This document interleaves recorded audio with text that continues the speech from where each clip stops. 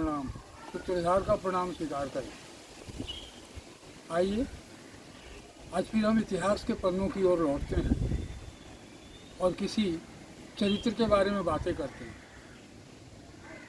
दोस्तों, हमारे देश के आज़ादी की लड़ाई में केवल पुरुषों ने ही भाग नहीं लिया, महिलाओं की भी उतनी ही भागीदारी थी। ऐसी ही एक महिला के बारे में आज हम बात करेंगे, जिन्हें इतिहास ने कभी अपने पन्नों में जगह नहीं दिया और ना ही उनकी कभी वार्षिकी मनाई गई, जन्मतिथि मनाई गई या मृत्यु का दिन मनाया गया।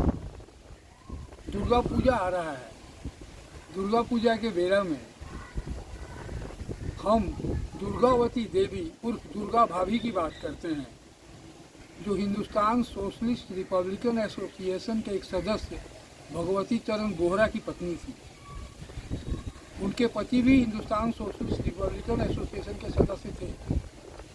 दुर्गावती देवी क्रांतिकारियों के बीच दुर्गा भाभी के नाम से प्रसिद्ध थी।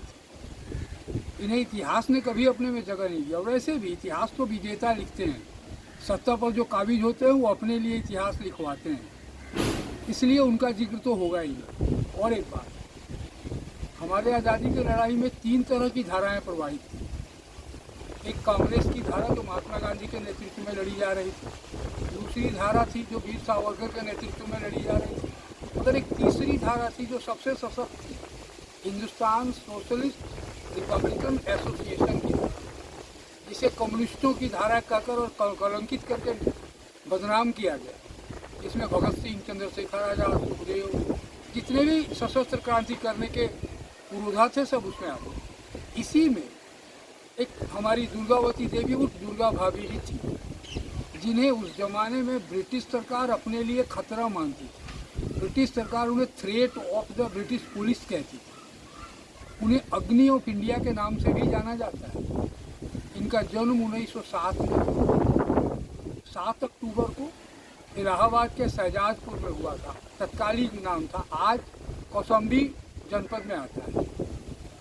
इन्होंने ये उन चंद महिलाओं में से एक थी जिन्होंने सशस्त्र क्रांति में सशरीर हिस्सा लिया था।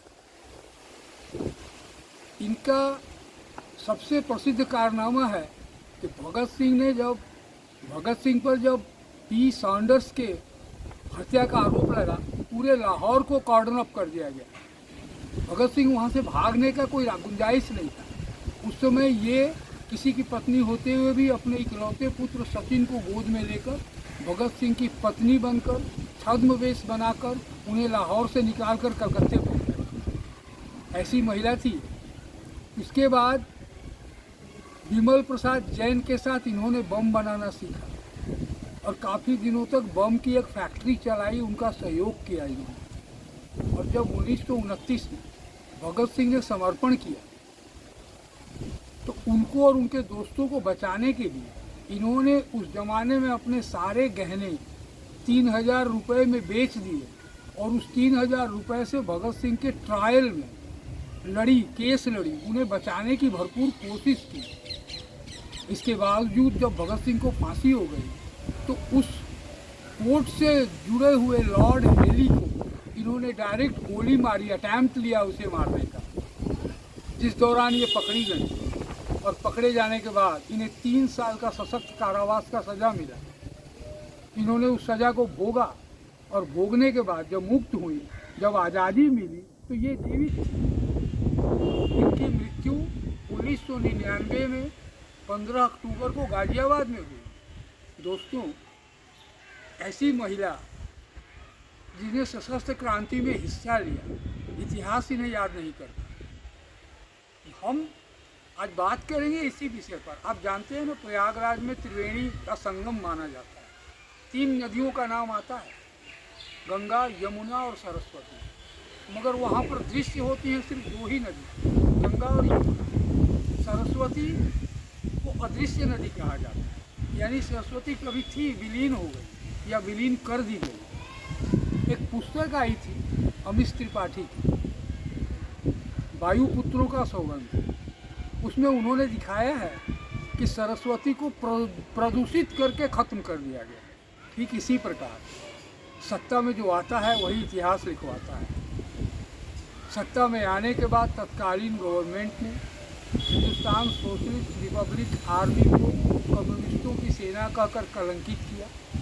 पूरे कम्युनिस्ट वर्ग को कलंकित किया गया और उन्हें प्रदूषित किया गया ताकि वो विलीन हो जाएं। और आज जो दो धाराएं हैं जिस तरह प्रयागराज में नज़र आती हैं, हमारे देश में भी दो धाराएं नज़र आती हैं जो सत्ता के लिए उलट पलट आपस में बहसें करती रहती हैं, कभी वो आती हैं कभी वो आती हैं। मगर तीसरी धारा सरस्वती की तरह अदृश्य हो गई। उसी तीसरी धारा का प्रतिनिधित्व करती थी हमारी दुर्गा भाभी। आपने कभी सुना है उनकी जन्मशती मनाई 1999 के बाद 2007 में? नहीं। कोई उन्हें याद करता है? किसी आज़ादी के गणतंत्र दिवस हो या स्वतंत्रता दिवस हो, कभी उनको याद नहीं किया जाता, ना ही उनके बारे में कोई पुस्तक लिखी गई, ना कोई किताबें लिखी। दोस्तों, मैं अपने से उनके नाम को फिर से जिंदा करने का प्रयास कर रहा हूँ इस वीडियो के माध्यम से। मैं ये उम्मीद नहीं करता हूँ कि आप इसे लाइक करें या ना करें, आप इसे सब्सक्राइब करें या ना करें, ये मेरी अपील नहीं है। मगर मेरा कहना ये है कि आप इसे प्रसारित जरूर करें, अपने कमेंट्स जरूर, मेरी आलोचना करें अगर मैं कहीं गलत हूँ तो। इन्हीं बातों के साथ आज शुक्रवार को विदा दीजिए।